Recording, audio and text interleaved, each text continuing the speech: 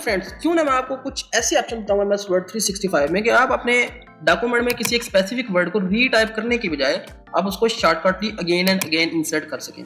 और या अगर आपने अपना कंपनी ईमेल सेट किया हुआ है या एक से ज्यादा ईमेल सेट किए हुए हैं तो वो भी आप लोग इस तरह से शॉर्टकटली जगह जगह पे बजाय रीटाइप करें आप उनको इंसर्ट करते हैं। उसके बाद आपको मैं कुछ ऐसी ऑप्शंस बताने जा रहा हूं कि जिसमें आप डेट एंड टाइम को कोई फॉर्मेट गूगल से ढूंढे बगैर आप इसमें ऑटो इंसर्ट कर सकें। तो हम जाएंगे आज इंसर्ट टैब में और इस लेक्चर में हम ये देखेंगे टेक्स्ट के सेक्शन में एक इस ऑप्शन को। ये एक्सप्लोर क्विक पार्ट का ऑप्शन है जो न्यू अपडेट के मुताबिक इसको यहाँ पर ऐड किया गया है। तो ये एक मैजिकल ऑप्शन है जो हम अभी डिस्कस करेंगे। तो यहाँ पर फॉर एग्जांपल अब ये देखें, ये है ऑनलाइन वीडियो, ये एक वर्ड है। इस वर्ड की मैं अपने मुताबिक कुछ फॉर्मेटिंग कर लेता हूँ। यहाँ पर देखें, इसको मैंने बोल्ड और इटैलिक ये सब कर लिया। अब मैंने इस वर्ड को सिलेक्ट किया और मैं जाऊँगा यहाँ पर इंसर्ट टैब में और इस ऑप्शन में जाऊँगा यहाँ पर। तो यहाँ पर देखिए कुछ ऑप्शंस हैं। यहाँ पर एक वर्ड है ऑटो टेक्स्ट की ऑप्शन। तो ये देखें, मैं इसको इधर से save selection to auto text gallery, इस पे मैंने क्लिक किया। यहाँ ये जो डायलॉग बॉक्स आया है, अब ये देखें, ये मेरा वर्ड ऑनलाइन वीडियो गैलरी जो है वो ऑटो टेक्स्ट किया, यानी ये ऑटो टेक्स्ट की गैलरी में सेव होगा। कैटेगरी जनरल है और ये कुछ ऑप्शंस हैं। तो मैं यहाँ पर इसको ओके क्लिक किया।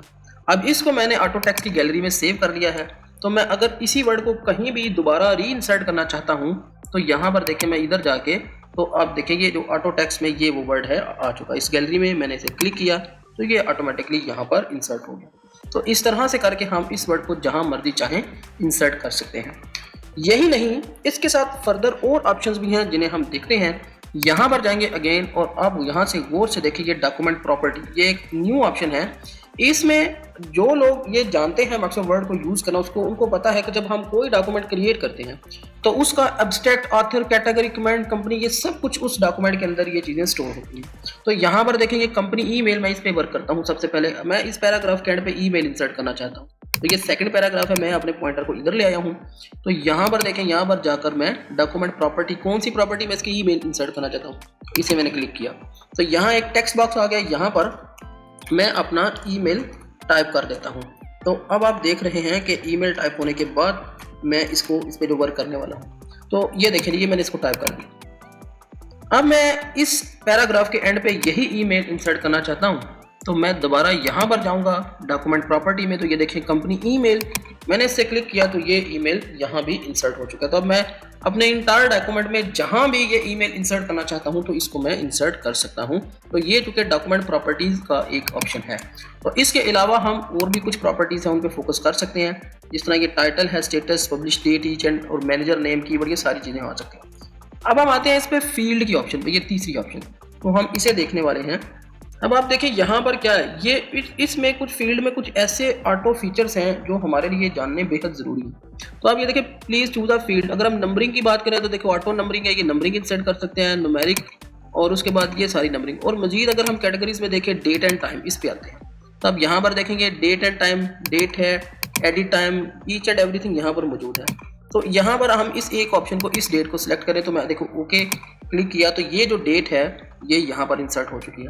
तो बाद का हमें समझ नहीं आ रही होती कि हम किस तरीके से डेट को इंसर्ट करें या उसका कोई पैटर्न क्या हो। तो ये सारी चीज़ें इसमें बिल्ड इन है एमएस वर्ड में। अगर हम इनको जान लें तो हमारे लिए एडिटिंग बहुत ईजी हो सकती है। अब उसके बाद हम इधर इसका जो लास्ट ऑप्शन है वो देखने वाले हैं। तो देखें, मैं आपको एक और मैजिकल वर्क दिखाता हूँ कि इस पैराग्राफ को मैंने सिलेक्ट किया। सिलेक्ट करने के बाद आप यहाँ पर देखें, हम इधर गए क्विक पार्ट में और इधर देखें ये save selection to quick part gallery.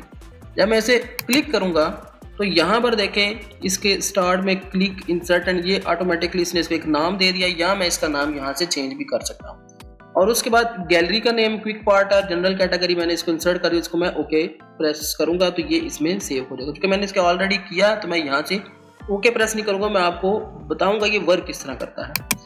अब आप यहाँ पर देखें, नेक्स्ट मैं इसी पैराग्राफ को री इंसर्ट करना चाहता हूँ। तो मैं क्या करूँगा, मैं यहाँ से जाऊँगा तो ये मेरे सामने ये देखें क्लिक स्टार्ट। तो ये क्विक पार्ट में ये ऑलरेडी मौजूद है, मैं इसे क्लिक करूँगा तो ये पैराग्राफ इंसर्ट हो जाएगा। इसी तरह से मैं जितने पैराग्राफ इनको जितनी बार इंसर्ट करना चाहता हूँ कि ये इंसर्ट होता जाएगा। तो ये था एमएस वर्ड का क्विक पार्ट ऑप्शन जो हमने सीखा। आपको ये वीडियो कैसी लगी, ये वीडियो को लाइक कीजिए, चैनल को सब्सक्राइब कीजिए। मैं इसी तरह एमएस वर्ड की डिटेल्ड फीचर्स आपसे डिस्कस करता रहूँगा। सो मेरे साथ रहिएगा।